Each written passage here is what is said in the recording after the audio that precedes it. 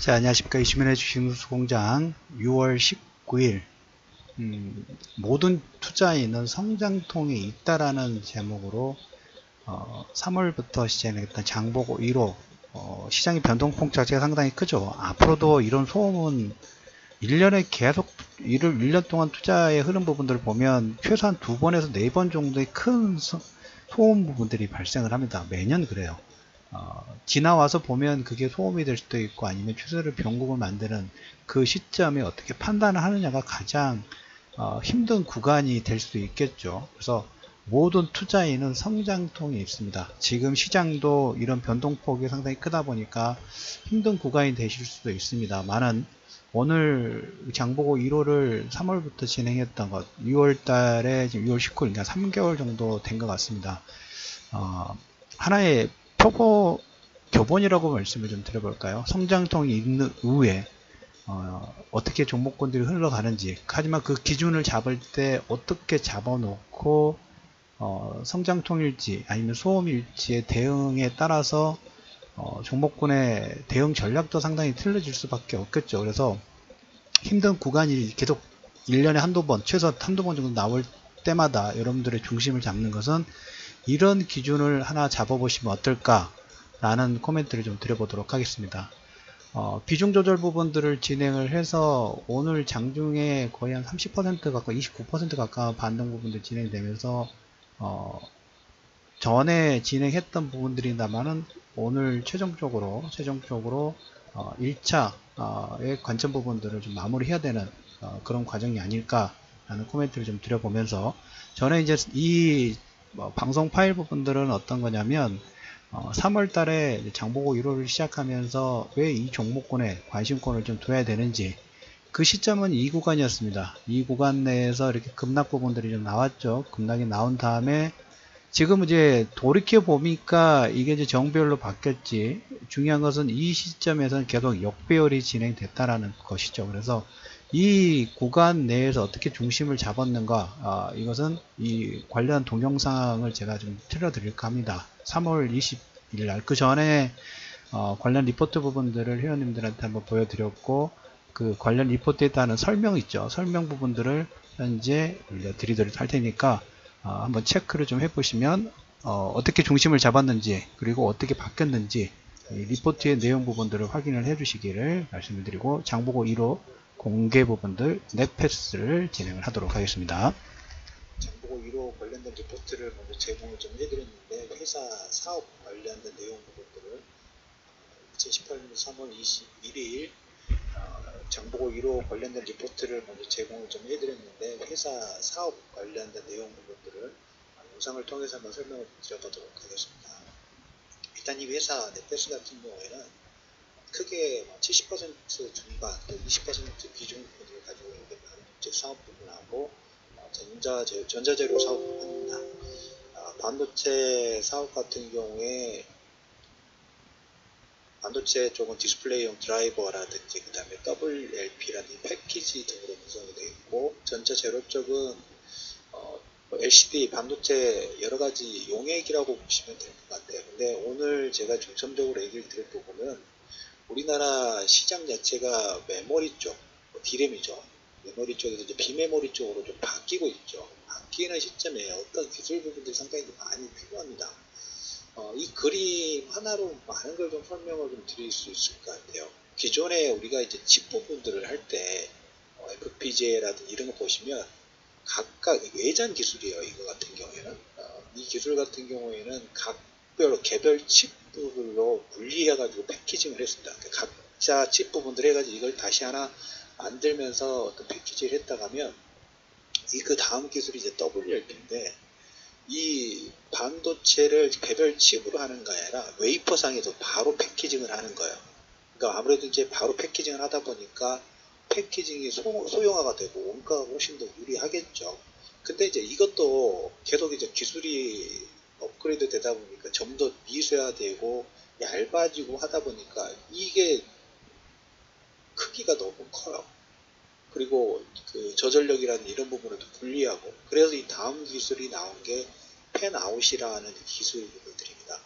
이것 같은 경우에는 이 옆에 왼쪽 부분 있죠. 이쪽에다가 인, 아웃, 여러 가지 출력 단자 부분들을 할 수가 있어요. 그래서 이 칩 자체가 고성능 칩의 패키지가 두께가 축소가 되고, 당연히 원가 부분도 개선이 되고, 이런 기술입니다. 특히 이게 옆에 출력 단자 부분에 여러 가지 출력 단자를 만들 수 있다는 게 가장 유리한 기술, 시스템인 패키지라고 해가지고 시스템에서 하나의 패키지를 통해 가지고 다양한 칩들을 첨가를 할 수 있어요. 각기의 단자가 있기 때문에. 그래서 이 WLP 기술에서는 이걸로 좀 넘어가고 있습니다. 기술 자체가 이거 기술에서 이쪽으로 넘어가고 있는데, 이 기술이 가장 글로벌 전체적으로 선행하는 기술 중에 하나인데, AP라는 게 있습니다. AP는 뭐냐면, 우리가 컴퓨터를 CPU라고 하지 않습니까? CPU를 컴퓨터에 두뇌에 해당하는 그 CPU인데, 우리 모바일, 핸드폰, 스마트폰에는 AP라고 하죠. AP가 애플의 AP를 대만에서 TSMC라는 회사에서 생산하는데, 이 방식으로 생산을 시작을 했어요. 그래서 삼성도 보면 3D램, D램, 하지만 여기에 또 플러스 알파로 시스템 반도체 쪽에 어마어마한 투자 부분으로 진행을 좀 하죠. 그런데 패키징 기술 자체가 상당히 중요해요. 단순하게 미세화라는 이런 부분도 진행되지만, 이 패키징 기술 부분들이 이걸 쓰느냐, WLP를 쓰느냐, 아니면 팬아웃 방식을 쓰느냐에 따라서 나오는 제품이라든 출력이라든, 그 다음에 거기에 칩 성능 부분들까지 다 달라지고 있고, 현재 트렌드, 애플의 트렌드는 이 팬아웃 방식의 F5WLP, 팬아웃 방식의 이 양산 부분들이 이제 본격적으로 시작이 됐다. 근데 국내에서는 이 WLP 방식도 상당히 선도하는 기술이에요. 메모리 쪽에서 비메모리 쪽 할 때 상당히 많이 사용될 수밖에 없는 기술인데, 국내에서는 이 WLP 방식에서는 단독 공급자라고 보시면 돼요. 그래서 그리고 이제 팬아웃 방식 부분들이 됐을 때는, 우리가 비메모리 쪽 보면 사물 인터넷, IoT, 센서, 반도체, 모듈, 특히 어디에 보시냐면 자동차 전장 부품 쪽에 수요가 폭증합니다. 삼성전기가 MLCC라는 걸로 대주전자라든지 삼성전기가 신고가 파동 부분들을 만들었던 것처럼, 비메모리 쪽에 대한 수요 부분들은 더 강조를 들이지 않아도 아마 더 아실 거라고 생각합니다. 그래서 이 팬아웃 방식이 이제 본격적으로 시작하고, 그 다음에 다음 단계 부분들로 진행하는 게 PLP 방식이라고 있어요.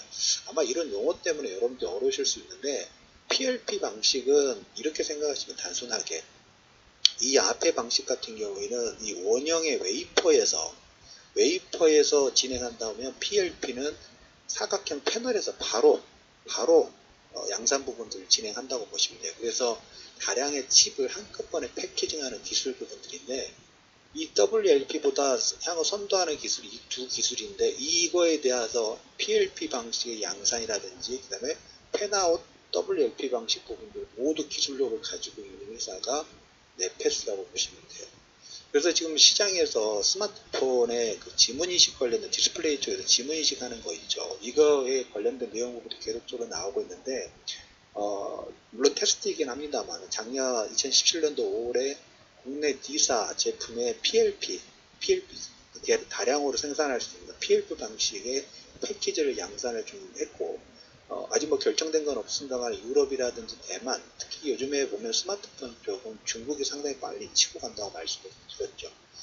중국의 유럽, 대만, 중국 주요 지문 인식치 업체들하고 좀 논의 부분들을 하고 있어요. 그래서 이 PLP 방식하고 있고, PLP 방식 부분들에서는 센싱 자체가 한 단계 업그레이드 된다고 보시면 돼요. 그래서 그 기술력을 가지고 있고, 작년부터 양산 부분들을 준비를 하고 있습니다. 그래서 국내에서는 WLP 방식은 단독이에요. 그리고 이 두 방식에 대해서 기술력 부분들을 이미 가지고 있고, 해외 쪽에서는 애플이 4세대 대만 업체 부분들로 이 방식을 좀 시작을 했죠. 증설 부분도 완료했고, 그리고 보시면 이 방식이 모바일, 웨어러블, 그 다음에 통신, 특히 우리는 다른 것보다 전장 쪽에 모두 포커스 부분하셔야 돼요.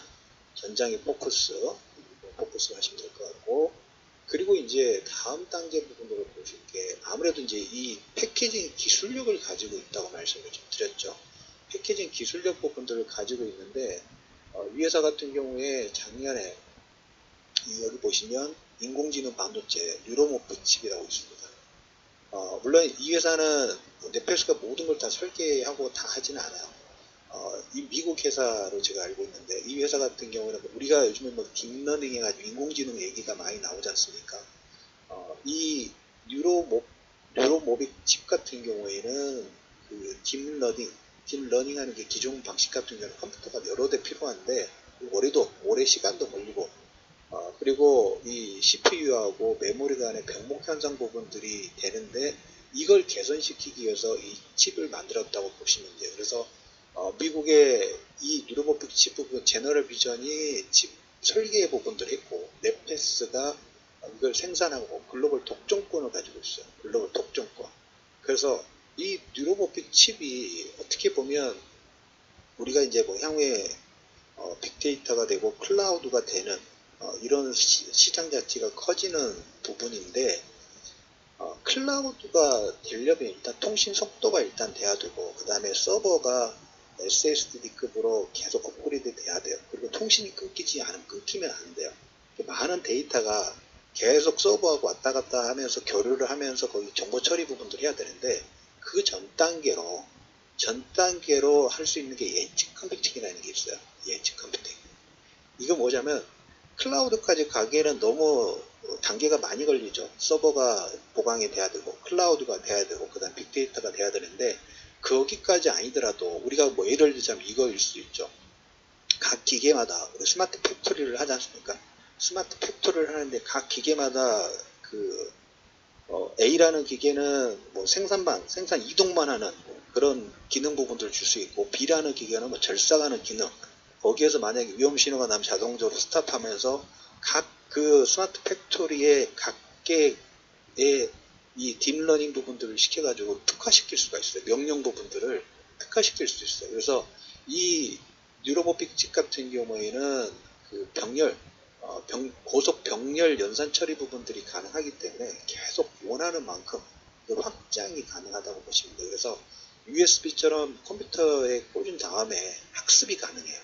각자의 명령 부분들을 줄 수가 있고 이걸 어떻게 확장을 시킨다면 스마트홈 쪽에도 연결을 좀 시킬 수가 있겠죠. 스마트홈에 뭐 CCTV 아니면 이 뭐 장문 문이 열리고 닫히고 여기에 특별한 다른 기능 부분들을 줄 수가 있겠죠. 그래서 꼭 온라인상의 클라우드 부분들이 없더라도 자체적으로 이 업그레이드 부분들이 가능하다고 보시면 돼요. 그래서 클라우드 그 다음에 이 전 단계 그 다음에 우리가 자율주행 같은 경우도 보면 통신이 끊기면 안 되죠.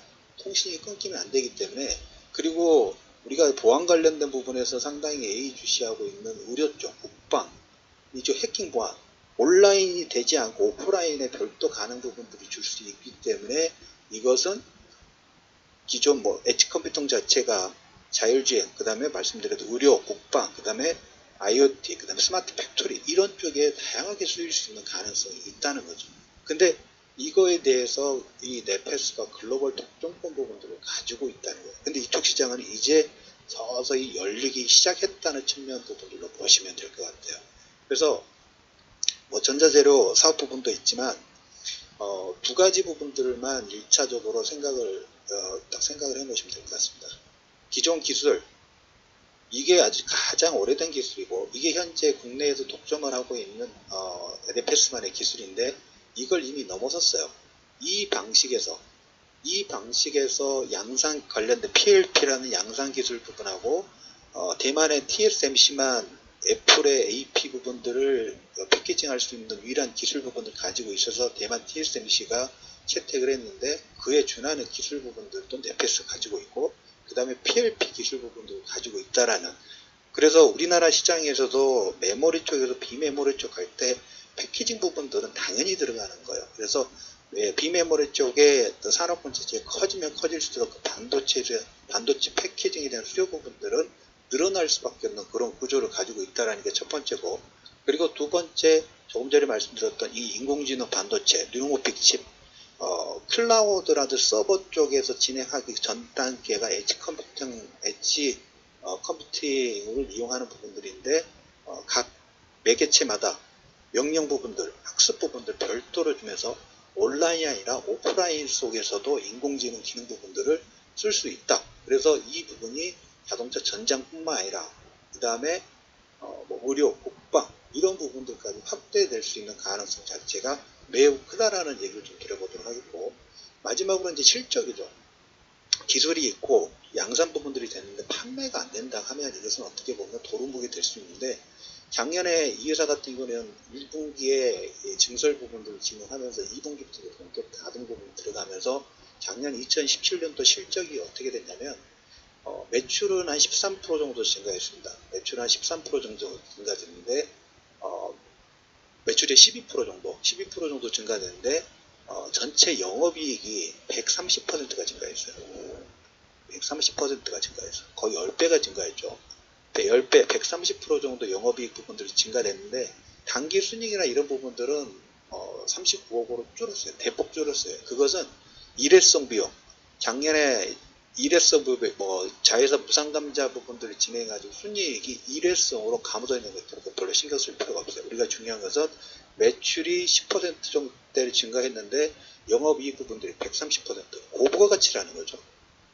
이 기존의 국내 독점 부분 하나 이쪽으로 넘어가고 있는데, 이쪽 사업 부분 같은 경우에는 할 수 있는, 이걸 매니징 할 수 있는, 양산을 할 수 있는 기술력을 가지고 있는 회사가 거의 없다고 보시면, TSMC 정도 세계에 몇몇 없습니다. 국내에서 거의 독보적이라고 보시면 될 것 같아요. 그래서 고부가 가치 부분들의 기술력을 가지고 있기 때문에 영업이익 부분들의 증가폭이 상당히 두텁게 진행이 좀 되고 있다. 그래서 국내에서 시장 자체가 우리가 전장 부품이라든지 IoT 부품들이 계속 뭡니까 비메모리 쪽의 시장 부분들이 커지고 있고, 인공지능이라든지 계속 스마트 팩토리는 계속 이런 비메모리에 대한 수요 부분들이 급증할 수밖에 없어요. 4차 산업혁명 부분들이 진행될 때 그 관련된 비메모리 쪽의 패키징을 만드는 기술 부분들을 가지고 있고, 인공지능 반도체 또한 엣지 컴퓨팅에 관련된 칩 생산, 글로벌 독점권 부분들을 가지고 있으면서 판매가 되면 될수록 매출이 늘어날 수밖에 없는 그런 구조 부분들이 좀 가지고 있다. 그래서 오늘 포인트 부분들은 작년에 영업이익 부분들이 130% 정도 증가됐고, 이 부분이 고부가가치 산업 부분이 한 단계 한 단계 실질적인 실적으로 반영 부분들을 준비를 좀 하고 있다는 그런 측면 부분들을 보시면 될 것 같아요. 그래서 오늘 장보고 1호 냅했습니다. 2018년 3월 21일 날 이 회사가 가지고 있는 특징 크게 두 가지, 패키징 기술 부분하고 인공지능 반도체에 어떻게 쓸 수 있는 건가, 고속연산의 다양한 어플리케이션의 접목 부분들이 가능한 어떤 그 생산 기술 부분과 판매 부분들을 가지고 있다는 얘기를 좀 드리면서 이슈맨의 주식뉴스공장 장보고 1호 넷패스에 관련된 설명 부분들을 영상을 마무리하도록 하겠습니다.